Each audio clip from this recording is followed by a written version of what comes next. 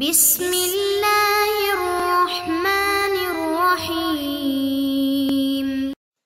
السلام علیکم معزز طلباء کرام، آپ سب کیسے ہیں؟ آج ہم نور الانوار کے سبق نمبر 62 کو پڑھیں گے اور آج کے سبق کا عنوان ہے امر میں تکرار کا احتمال۔ آج کے ہمارے سبق کی عبارت ثم لما فرغ المصنف عن بیان الموجب وحکمہ سے شروع ہوتی ہے۔ آئیے سب سے پہلے عبارت پڑھ کے اس کا ترجمہ کرتے ہیں، اس کے بعد باقاعدہ سبق کی وضاحت کی طرف بڑھتے ہیں۔ مصنف علیہ رحمہ لکھتے ہیں ثم لما فرغ المصنف عن بیان الموجب وحکمہ اراد ان یبین انہ هل يحتمل التکرار او لا۔ پھر مصنف نے امر کے موجب اور حکم کی تفصیلات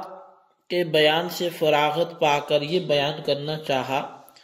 کہ آیا امر تکرار کا احتمال رکھتا ہے یا نہیں رکھتا۔ فقال ولا يقتضي التکرار ولا يحتمله، چنانچہ فرمایا کہ امر نہ تکرار کا تقاضا کرتا ہے اور نہ ہی اس کا احتمال رکھتا ہے۔ ای لا يقتضي الامر باعتبار الوجوب التکرار كما ذهب الیہ قوم ولا يحتمله كما ذهب الیہ الشافعی، یعنی کہ امر وجوب کے اعتبار سے تکرار کا تقاضا نہیں کرتا جیسا کہ اس طرف ایک قوم گئی ہے، اور نہ ہی اس کا احتمال رکھتا ہے جیسا کہ امام شافعی اس طرف گئے ہیں۔ یعنی اذا قیل مثلا صلوا کان معناہ افعلوا الصلاۃ مرۃ، یعنی کہ اس کا مطلب یہ ہے جب کہا جائے کہ نماز پڑھو تو اس کا مطلب ہے کہ ایک دفعہ نماز پڑھو۔ ولا يدل على التکرار عندنا اصلا، اور امر تکرار پر بالکل بھی دلالت نہیں کرتا ہمارے نزدیک۔ وذهب قوم الى ان موجبه التکرار، اور ایک قوم اس طرف گئی ہے کہ امر کا جو موجب ہے وہ تکرار ہے۔ لأنه لما نزل الامر بالحج فقال اقرع بن حابس العامنا هذا يا رسول الله ام للابد، ففهم التکرار مع انه كان من اهل اللسان۔ تو اس طرف ایک قوم گئی ہے کہ اس کا موجب تکرار ہے، اس لیے کہ جب امر بالحج نازل ہوا، یعنی حج کا حکم نازل ہوا، تو حضرت اقرع بن حابس رضی اللہ تعالیٰ عنہ نے عرض کیا کیا یہ حکم ہمارے اسی سال کے لیے ہے یا رسول اللہ، یا ہمیشہ کے لیے ہے؟ تو حضرت اقرع بن حابس بھی اس کو سے تکرار سمجھے تھے، حالانکہ وہ اہل لسان ہیں، وہ صاحب زبان ہیں۔ ثم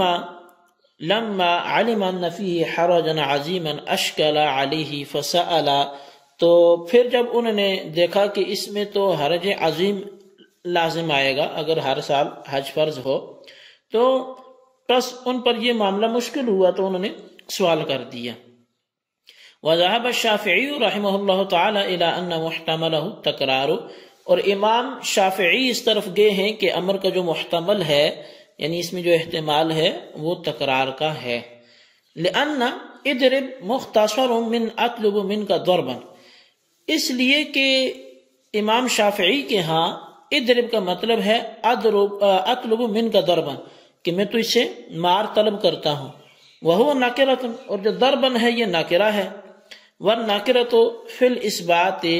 تخص، اور نکرہ جو مثبت جملے میں وہ خاص ہوتا ہے، لیکنہا تحتمل العموم، لیکن وہ عموم کا بھی احتمال رکھتا ہے۔ فیحمل علیہ بقرینۃ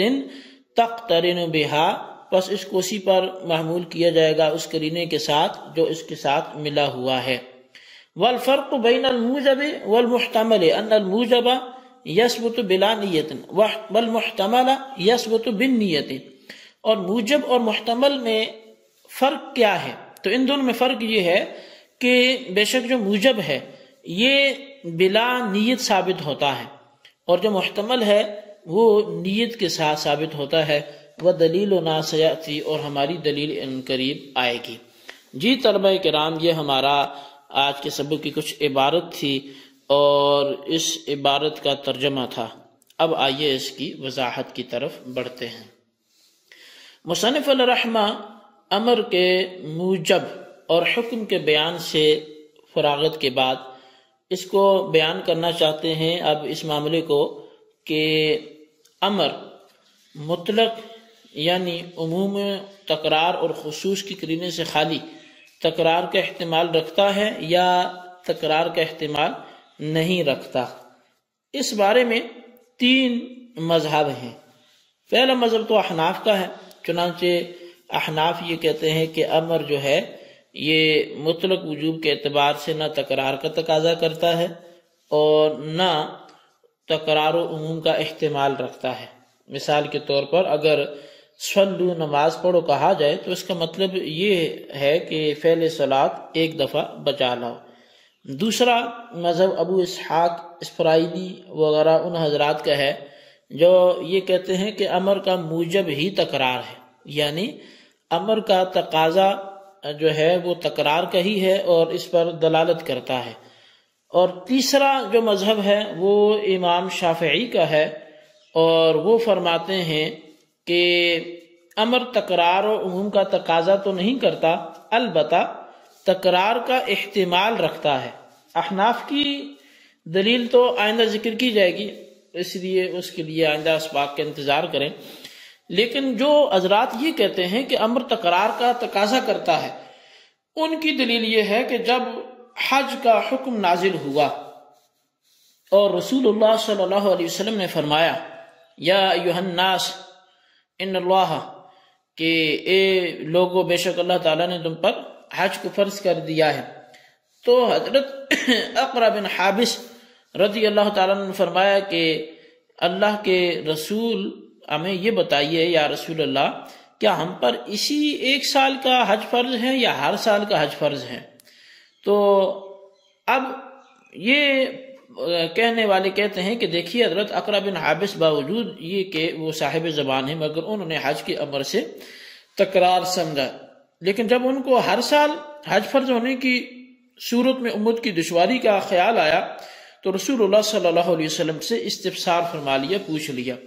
اللہ کے رسول صلی اللہ علیہ وسلم نے جواب میں فرمایا کہ اگر لو قلت نعم لوجبت، اگر میں ہاں کہتا تو ہر سال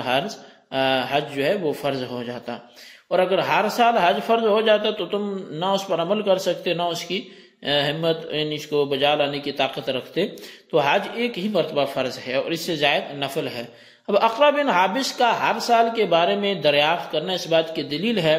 کہ امر تکرار کا تقاضا کرتا ہے، اگر تکرار کا تقاضا نہ کرتا تو اقرا بن حابس کے دریافت کرنے کا سوال ہی پیدا نہ ہوتا۔ احناف کی طرف سے اس دلیل کا جواب یہ ہے کہ اقرا بن حابس نے اس لیے سوال نہیں کیا کہ انہوں نے امر سے تکرار سمجھا،